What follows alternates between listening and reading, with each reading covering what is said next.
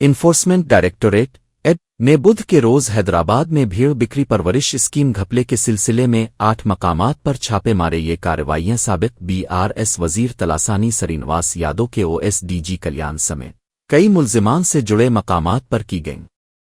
جی کلیان کا نام anti corruption bureau ACB کی درج کردہ FIRs میں شامل ہے۔ تلنگانہ حکومت کی 2017 میں شروع کی گئی بھیڑ بکری تقسیم و ترقی اسکیم کے تحت چرواہوں کو 75% سبسڈی پر بھیڑیں دی جاتی تھیں۔ ابتدائی مرحلے میں اسکیم کے تحت 1.28 کروڑ سے زائد بھیڑیں تقسیم کی گئیں، تاہم بعد میں تحقیقات میں انکشاف ہوا کہ جعلی بلوں، فرضی ٹرانسپورٹ رسیدوں اور بے نامی کھاتوں کے ذریعے کروڑوں روپے کا غبن کیا گیا۔ اینٹی کرپشن بیورو کے مطابق اسکیم میں تقریباً 700 کروڑ روپے کا گھپلا ہوا ہے۔ ED نے جون 2024 میں منی لانڈرنگ کیس درج کر کے جانوروں کے شعبے اور فیڈریشن کے ریکارڈز جمع کرنے شروع کیے۔ چھاپوں کے دوران ED نے مالی لین دین کی جانچ کے ساتھ سیاسی معاونین اور اسکیم کے فائدہ اٹھانے والوں کے درمیان روابط کی تفتیش شروع کر دی ہے۔